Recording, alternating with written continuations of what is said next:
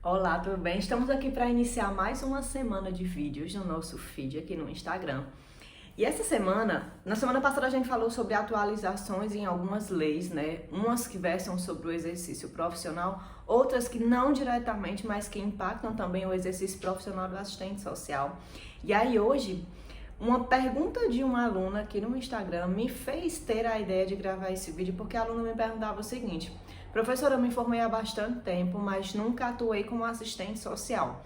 Gostaria de saber como é que eu faço para me regularizar diante dos conselhos, tanto o Conselho Federal como o Conselho Regional. Isso me despertou não a curiosidade, porque na verdade eu já sei, já conheço essa realidade que é muitos assistentes sociais graduados, mas que ainda não estão no exercício da profissão de serviço social, de assistente social, não têm total conhecimento sobre o que seria os CRES, os Conselhos Regionais de Serviço Social, e o Conselho Federal de Serviço Social. E aí, para que a gente consiga entender hoje, em 2020, como é que funcionam essas autoridades, né, fiscais da nossa profissão, é preciso saber como foi que tudo começou. E eu tenho certeza que muitos de vocês não sabem, mas o primeiro Conselho de Serviço Social ele surgiu em 1948, criado pela ABAS, Associação Brasileira de Assistentes Sociais, em um contexto totalmente diferente do contexto que a gente vive hoje. Porque em 1948 a nossa profissão ela acabava de surgir, uns anos somente de surgimento, estava no início de desenvolver-se como profissão regulamentada.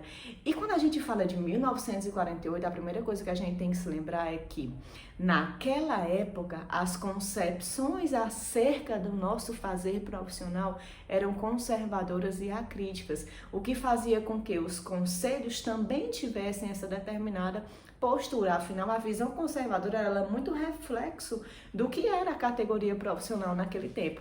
Então, em 1948, a gente tem a instituição do primeiro conselho. Só que nessa época, os conselhos eles tinham caráter de autoridade, caráter somente fiscalizatório, porque servia mais para o Estado, para fiscalizar as profissões ditas profissões liberais, do que mesmo para orientar e normatizar o exercício profissional como a gente tem hoje.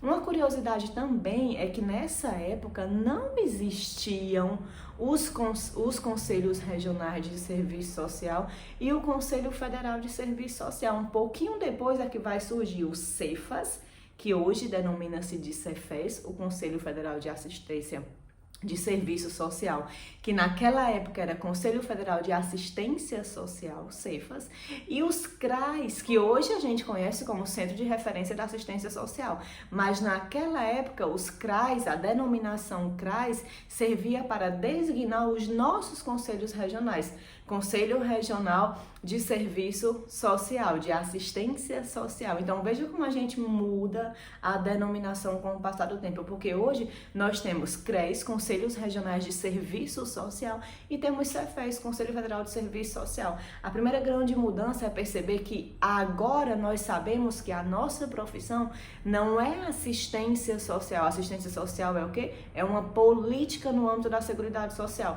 A nossa profissão é o serviço social. Mas veja como os próprios aparatos normativos, que são os conselhos, se respaldavam numa visão conservadora e que era como era posto naquela época. Então, quando a gente fala de movimento de reconceituação, por exemplo, a gente tem que levar em conta que esse movimento de reconceituação não foi só uma mudança na teoria, só uma mudança na forma de ver as relações econômicos, sociais e históricas da realidade, mas uma forma também da nossa própria profissão a se organizar. Eu fiz aqui um roteiro para vocês, para que eu não perca um pouco a discussão, porque isso é muito comum no serviço social, a nossa profissão é muito fluida. As discussões são muito fluidas, teoricamente, então você começa falando de uma coisa e depois está falando de outra.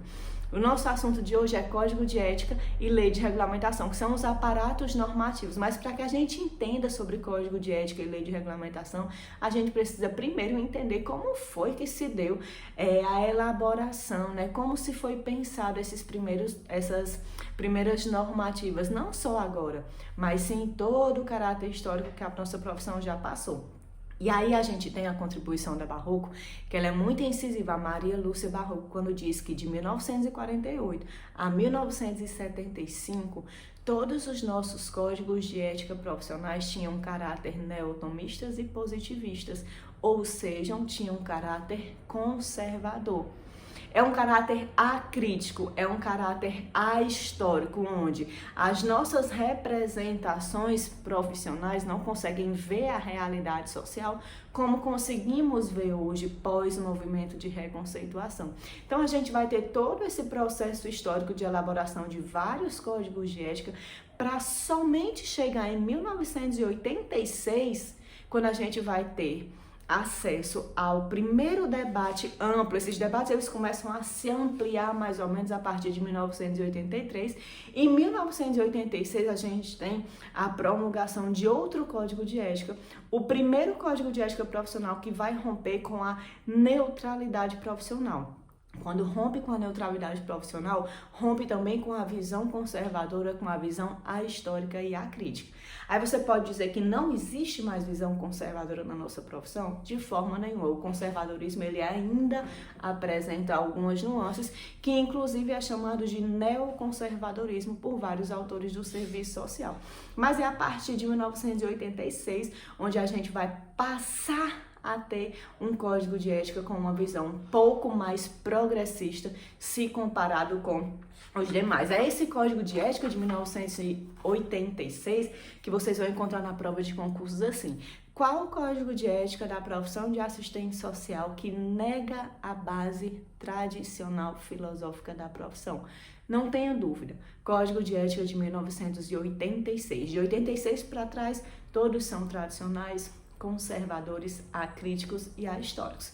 E bom, de 86 para frente, a gente vai aí sim chegar ao nosso código de ética atual, que é a resolução 273 do Conselho Federal de Serviço Social, que é a resolução que trata sobre o nosso código de ética profissional. Somente em 1993, veja, é um dia desse. Eu tenho certeza que tem gente que está assistindo esse vídeo que nasceu na década de 90, que pode muito bem ter nascido pós 1993. Então, só em 93 é que a gente vai ter, enquanto categoria profissional, um código de ética que versa sobre o atendimento às necessidades da classe trabalhadora, que versa sobre a realidade social, compreendendo todo o jogo das relações sociais por uma visão crítica e uma visão histórica. Então, hoje é muito tranquilo que a gente saiba o que é código de ética profissional e o que é lei de regulamentação da profissão. Mas é preciso a gente saber que todo esse traçado histórico aconteceu. Nós não começamos tendo um código de ética profissional progressista, um código de ética profissional crítico, não. Passamos por vários códigos de ética, chegamos a 1986, que é um ponto-chave para entendimento dessa temática, e a partir daí começamos a ter uma visão crítica e histórica da realidade social em relação com a nossa profissão. Junto desse código de ética, que eu diria o aparato normativo jurídico mais importante da nossa profissão, a gente também tem a Lei de Regulamentação da Profissão, também de 1993, a Lei 8662, também organizada pelo Conjunto Cefez-CRES, sempre organizada pelo Conjunto Cefez-CRES. Inclusive, no próximo vídeo, na sexta-feira, a gente vai falar sobre as atribuições dos CRES e do Cefez. Então, para dar continuidade a essa temática dessa semana. Mas a Lei de Regulamentação da Profissão, que surgiu em 1992, ela não foi a primeira. A gente também teve uma primeira Lei de Regulamentação da Profissão lá em 1957. Onde nessa primeira Lei de Regulamentação foi instituída a competência do Cefas, Conselho Federal de Assistência Social, que hoje é o Cefez, e dos CRAs, Conselhos Regionais de Assistência Social, que hoje são os CREs, de fiscalizar e normatizar o exercício profissional. E a grande diferença dessa Lei de Regulamentação de 1957 para a nossa atual Lei de Regulamentação de 1993 é que hoje, não apenas com o intuito de fiscalizar e de normatizar, mas também com o intuito de defender o exercício profissional em todo o território nacional. O Código de Ética, a Lei de Regulamentação, não está só para vedar algumas posturas, alguns comportamentos, não está só para punir não está só para aplicar sanções, menos ainda para cobrar apenas a anuidade, né? Que somos aí condicionados a pagar desde que estejamos em exercício profissional ativo. Mas também para defender o exercício profissional, defender em situações, por exemplo, na qual você seja orientado a atuar como testemunha, a depor como testemunha. Tá lá o nosso código de ética para dizer não, o assistente social é vedado a depor como testemunha e toda a argumentação necessária para que você use em sua defesa própria. Outra defesa apresentada pelo Código de Ética e pela Lei de Regulamentação, as condições éticas e técnicas que são necessárias para a atuação do exercício profissional.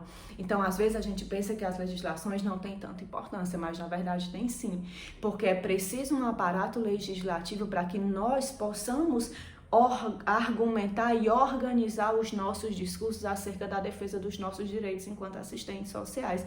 Então, se você ainda não leu, se você ainda não estudou o Código de Ética do Assistente Social e a Lei de Regulamentação da profissão de assistente social, eu preciso lhe dizer que você está atrasadíssima. Que tenha se graduado, que não tenha se graduado, que esteja em atuação do exercício profissional, que não esteja.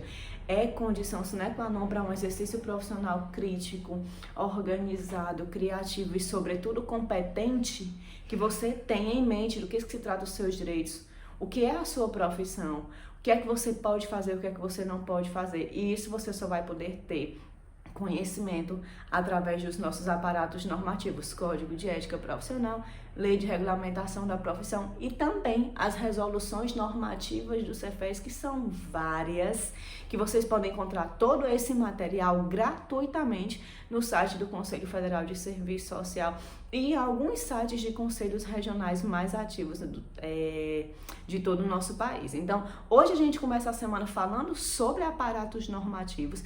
Essa foi uma pequena introdução. Na sexta-feira a gente volta para saber. Então, professora, quais as competências desse Conselho Federal e desses conselhos regionais? Se você gostou desse vídeo, dá uma curtida, compartilha, marca seu amigo, porque tem muita gente precisando saber dessa temática e que talvez esse conhecimento não chegue até ela se você não compartilhar. Então, obrigada mais uma vez pela companhia e até a próxima sexta.